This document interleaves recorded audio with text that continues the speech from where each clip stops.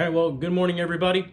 I'm obviously at home. I just dropped the kids off, but I feel like I'm gonna do a quick little small short video.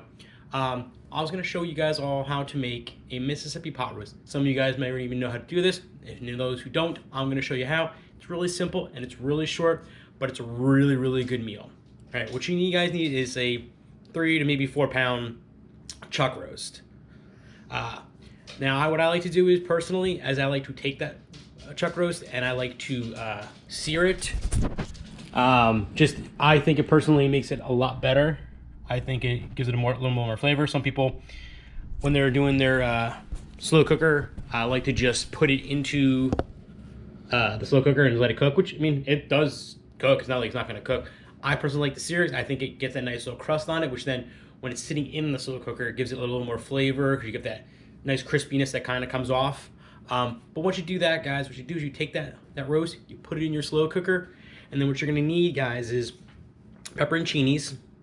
They're like Greek peppers. You sometimes find them in the Olive Garden salad. Those would be the same things you find in Olive Garden salads. What you're gonna want to do is take a couple out,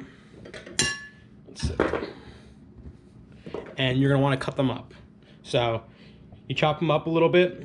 I like to put a couple of whole ones in there as well, just my personal preference.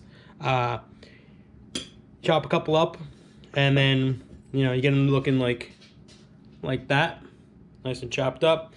And you're gonna put a little juice in there as well when you do pour them in. I also like to sometimes, if we have it in the house, I like to add banana peppers because they're already a lot of times sliced banana peppers, and I like the juice that comes in them as well. I think they have a good contrast because pepperoncinis are a little bit spicier. Banana peppers are supposed to be spicy, but they kind of have more of a sweeter taste to them. So I think it's a good contrast between each other. What you then want is you can buy gravy in a jar if you want to, but the best thing is get like the gravies in the packs.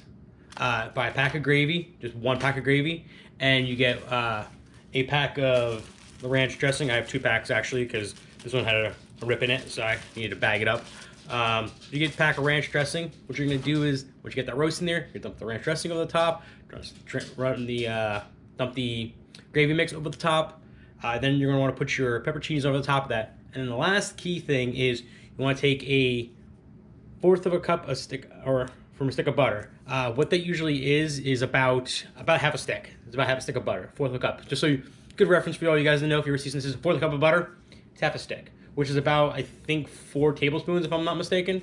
So you just take it, and obviously you just go cut it down. What you're gonna want to do, I mean, if you want to try tossing it just right on top, you can be my guest. I personally, once again, like to chop them up into like a little bit smaller pieces, because then you can kind of spread it out across the meat, so it's kind of getting in all the meat. Chop it up into little cubies, and then what you're gonna want to do is put it on top of the pot roast. Once that's all done, guys, it's basically just put the peppers on top, put the butter on top, put a little juice in there, cover it up, let it cook for 6 to 8 hours, and you've got yourself a delicious Mississippi pot roast, guys. Hope you guys enjoyed this video, obviously. As I said, it's going to be a short one. I will definitely show you guys the finished product when it is all done and said. I love it. The fellow co-parent loves it. Aiden loves it. Ava, she's still a little young. She's not too keen into it, so I'll probably make her some like chicken nuggets or something. But guys, definitely, it is a really cool thing. Hope you guys love Super Days, and hope you guys enjoyed this recipe. All right, everyone, I'm back. I know I said I was going to go and do my thing, but I figured at least show you what it looks like once you've got it in the pot. That's what it should look like. You got your butter all nice and spread out. You got your pepperoncinis. You got your ranch mix. You got your gravy mix. And now, once it's all good and done, you got your slow cooker on. Set it up for about the 6 hours, as I said, 8 hours. Cover it up, let it go. Don't even touch it again. Make sure you add a little bit of juice. I like to add a little juice. Some people say don't to. I like to add a little bit of juice to it. Put a little bit of the pepperoncini juice in there. Kind of, give it a moist. But also, one thing, guys, just to remember, if you do like me, you put some of the whole pepperoncinis in there. You want to make sure you remove them because obviously they still have the stems on them. At least you can just cut the stems off, whichever.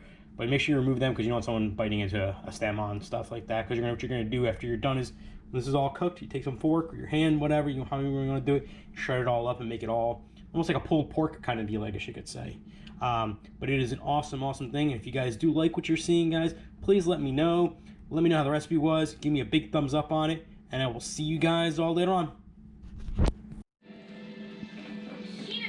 Alright, guys, well, it is now done. So what you would do is you would take your fork, you peel it apart. It's going to come apart real nicely.